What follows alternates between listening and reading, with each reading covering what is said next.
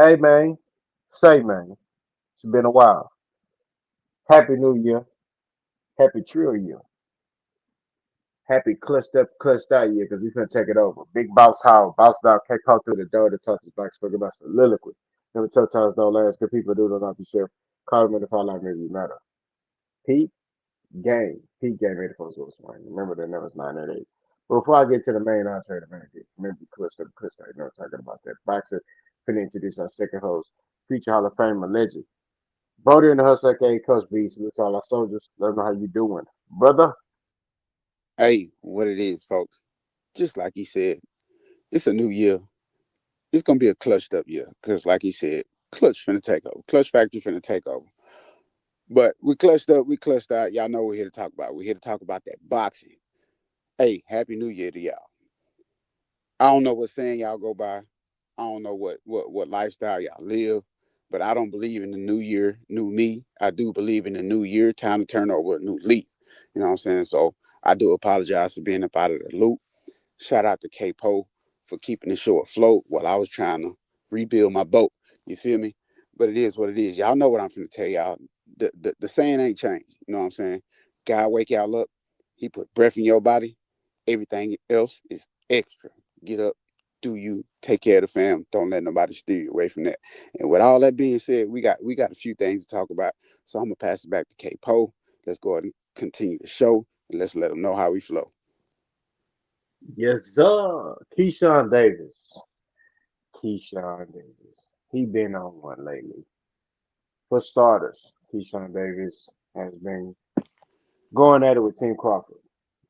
Team Crawford and which is Bo McRed and Sal and Bernie the Boxer. Those are the coaches. Those were Keyshawn Davis former coaches. Keyshawn Davis is no longer with them.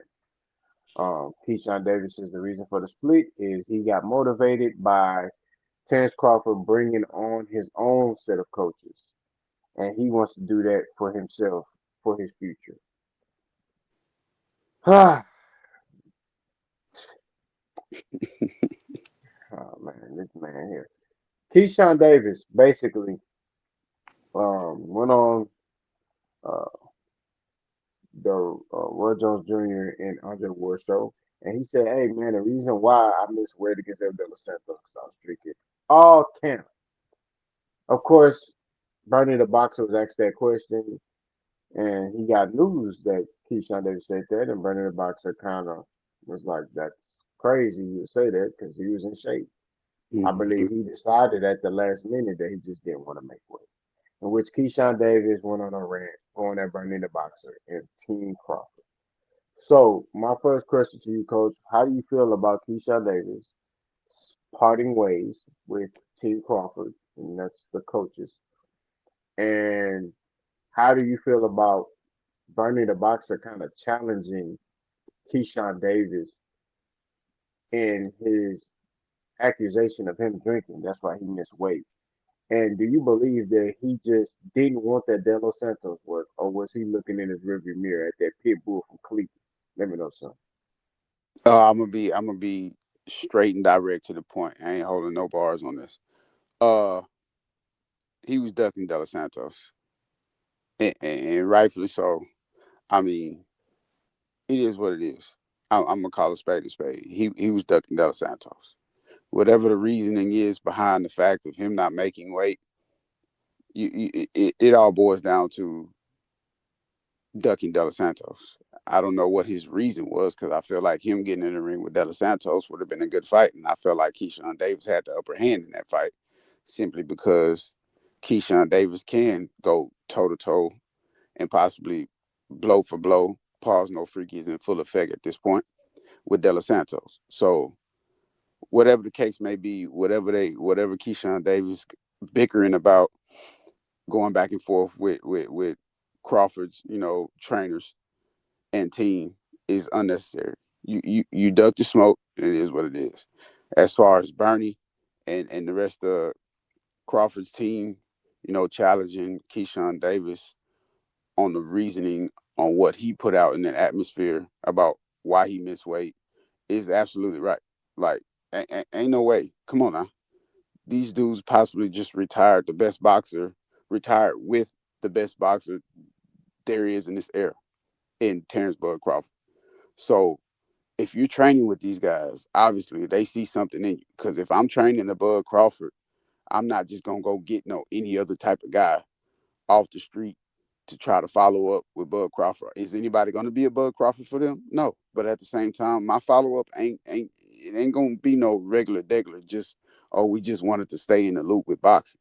No, I'm going to get my next guy, and I'm gonna bring him to the top. If we that type of team, we that type of coaching staff, we that type of team or whatever, I'm going to get the next guy and I'm bringing him to the top. Like I said, can we replace Bud Crawford? No, but at the same time, we definitely can get together and bring some other guys to the top and let them see what it's like to be on that superstar status, on that elite level, and compete for pound unified titles, undisputed titles, and walk into the Hall of Fame and be the best of the best. So I believe it's right for Crawford's team to go ahead and challenge Keyshawn Davis on what he said. Uh, and you got to excuse me, Capo. What was the other question you asked? Because I answered the Bernie and Team Crawford challenging the reason Keyshawn Davis, saying what he's saying, and I answered to Delos Santos. He ducked that. What was the last question? I apologize. You answered all of them. I mean, you straight said that he ducked. You answered the Bernie question and the Team Crawford question. You pretty much answered all of my questions. Oh, I, okay. Well, okay, my yeah, bad. Well, it is what it is. Like I said, it's no reason to sugarcoat anything here. Like I said, Bomac and the rest of that coaching staff, there's no reason for them to back off and kind of avoid questions when it's coming to when it comes down to Keyshawn Davis. Because like I said, they've trained the best fighter in this era of boxing, in this generation of boxing. So like I said, there's no absolute reason they should back off of Keyshawn Davis unless they see something that's just like, nah, this ain't the guy we want to fool with. And obviously, by Keyshawn Davis doing what he doing, saying what he's saying about them, and moving how he moving, it was the right move for Bernie, Coach Bomac, and the rest of that team that was a part of Terrence Crawford career. Like, we not gonna follow up with no foolishness like this. We not gonna entertain this. We ain't got no reason to. That's just gonna bring down what we just was a part of, what we just got to witness, ringside. You know what I'm saying? We was a part of this plan. We was a part of God's plan to help Bud Crawford get to where he's at now, to retire, sit on the throne, ride off into the sunset, and do what I want. Like, why would we follow up with a Keyshawn Davis saga like that? Nah, they did the right thing. Let him go do what he got to do. However you want to build his ship, let him go do it. But we don't want to ride that wave with him. I think, quite frankly, it's obvious. Keyshawn Davis was looking in his rearview mirror and he saw that pit bull from Cleveland, Ohio, coming down the tracks. Y'all remember, he charged up Abdullah Mason at the Edwin De Los Santos press conference. And Abdullah Mason was looking at him like basically like, I kill you, right? I want that work. I'm not gonna do all the antics and all that. And Keyshawn Davis felt that energy. I told y'all. That boy Abdullah Mason, that pit bull off the leash, that don't do no barking. He just all bite. No bark, just all bite. He gonna bite your head off. That's Abdullah Mason. And I just think Keyshawn Davis was looking at rearview mirror. Now, obviously, I mean, the Iverdale Santos fight, I do believe that he saw that there was potential dangerous fight, and I think he probably was talking to his boyfriend. Yes, I said boyfriend, Shakur Stevenson, but that's a whole other topic. All I'm saying is that I felt like he missed weight on purpose. That's what it boils down to, right? Bernie the boxer is a straightforward guy. He's not a guy that holds his tongue. He says what he means. He says what he feels. And if Bernie the boxer intentionally had anything negative to say about Keyshawn Davis, he would say it. But what he said was not coming from a place of hatred. He was just saying, I didn't see him drinking, and even if he was drinking, what we were doing at camp doesn't he wouldn't be able to do it basically. And I agree. I mean, even when he missed weight, he still was cut up. So I'm like, Hmm. how are you drinking in camp? Now, those of you who don't know, when you drink alcohol, it puts weight on. So my thing is, how are you drinking? So I think he just made us some excuse. He had time to think and ponder, and that's what he came up with. That's what he decided to do. Now, what he should have said was this: I'm past that. You know, that's my past. I'm moving forward. I don't want to talk about that. You know, that's all you had to say. Nobody can force you to answer that question. But you decided because you and your little brother or your boyfriend, Shakur Stevenson and Raymond Ford, y'all all worried about looking a certain way. So y'all answered the questions. Y'all answer questions and contradict yourself. And this is the problem with this clique. This is the problem with boxing today, right? Which is we're segueing off into the next situation. Keyshawn Davis celebrates Andy Cruz basically taking a loss to Raymond Montaya. I don't understand. He's seen. Oh man, I'm gonna back up. Coach, how did you feel seeing Keyshawn Davis celebrate after Andy Cruz took a close decision loss? Let me know something. It kind of it boils down to what I said last year about Keyshawn Davis when he first, you know, had the little spill incident when his brother took the L to Nahil Albright. He went backstage. He blew a fuse. He lost his cool. Got caught on camera. And after that, we all know he decided to take a break. You know what I'm saying? We know how the story went. He returns to the sport of boxing. He seems happy. He seems a little bit more, how can I put it? He seems a little bit more animated. He seems a little bit more rejuvenated within himself. But at the same time, I also mentioned the smoky mirror situation. I think this is just another part of the smoky mirror situation. I believe he's putting on these acts, he's putting on these fronts because he's really. I honestly at this point I wholeheartedly believe that Keyshawn Davis is not all right. There's something else going on behind the scenes that we don't know about. He might be dealing with it personally. Only a few people know about. But the dude not okay, in my opinion. I'm looking at him. He looked like a guy who's ready to blow a fuse. He's ready. He looks like a ticking time bomb. He's gonna lose it at any moment. So this display of characteristics that he showed, after Andy Cruz, like Capo said, took a close decision fight, lost a close decision fight to Mortai. It, it it's just another notch on the belt. Like, come on, bro. Like, you not all right. Stop pretending like you're all right. Get yourself some help. Whatever type of help you need. I don't know what type of help you need, but you need to get yourself some help, Keyshawn Davis. And number two, why are you even at this fight? I get it. Everybody show up to big fights, but this is the guy in Andy Cruz who you can't stand, apparently. Every time Andy try to approach you, talk to you, shake your hand, dab you up, fist bump you, whatever, you ain't got nothing for him. But yet you show up to a fight praying on his downfall. Nah. Be at the crib, watching the fight, analyzing it. Whoever wins, wins. You should be ready to say, hey, I want the winner of Cruz and Mortai. And you should be ready for either one of them. Cause why you got your focus goggles on. This man ain't focused. You can't tell me Keyshawn Davis is focused and back and ready to fight. That's the things he's doing in front of the cameras, on the cameras. That don't look like a guy that's ready to fight. That looks like a guy screaming for help, in my opinion.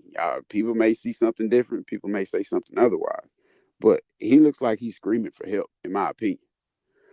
But like I say, this display of character with the belt, another guy's belt, swinging it all crazy. You look like you don't even know how to whoop a kid's ass. Excuse my French. Like, what was that? What was that, bro? Grow up.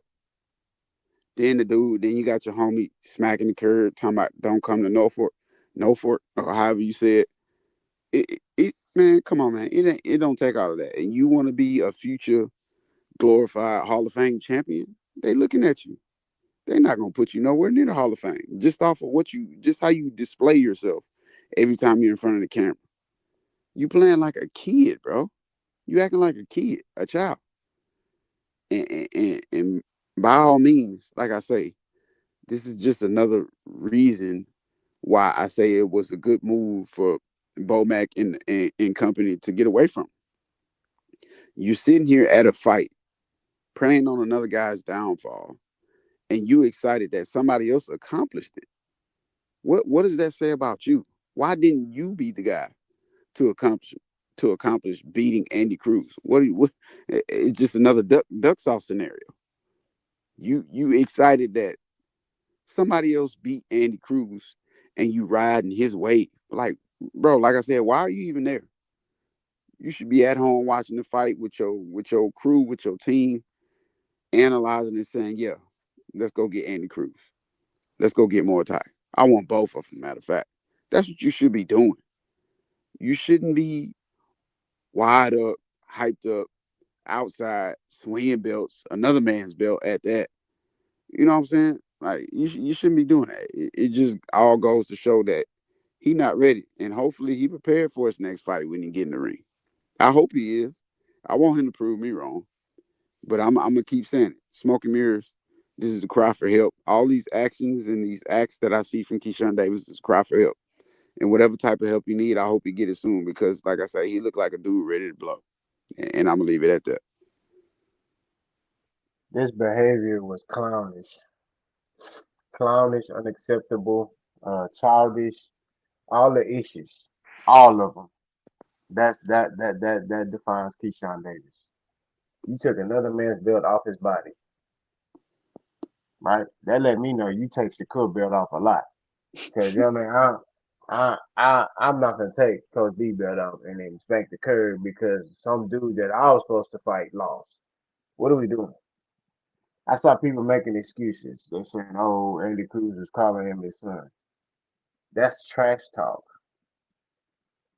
Andy Cruz will not celebrate openly if Keyshawn Davis took a loss. It's just not happening.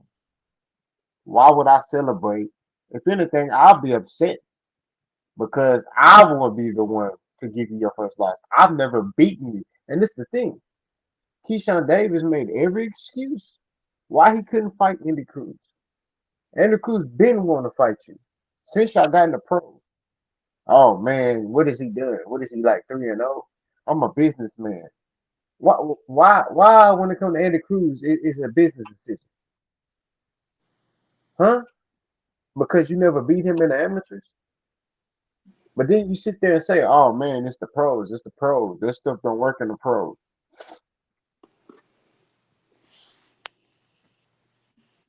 You should have been the one to give him this loss, not Raymond Mataya.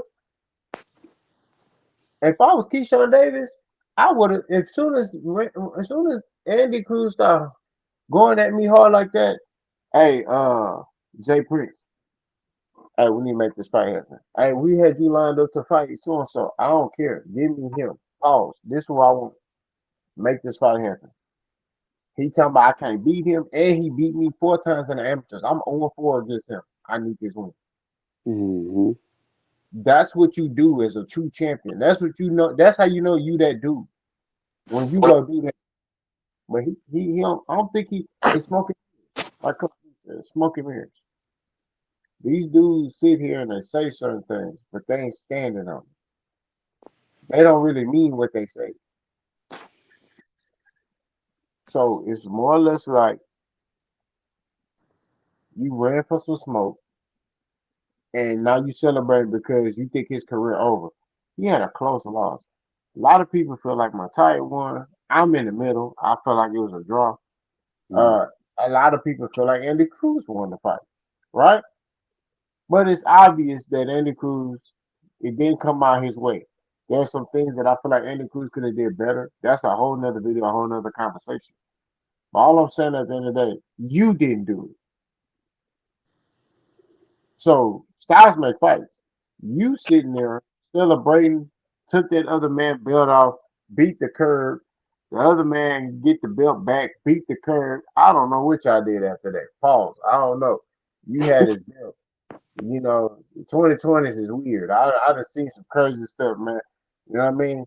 Your voice gets soft when you talk about Shakur. I would never forget him. Shakur's always been there for me.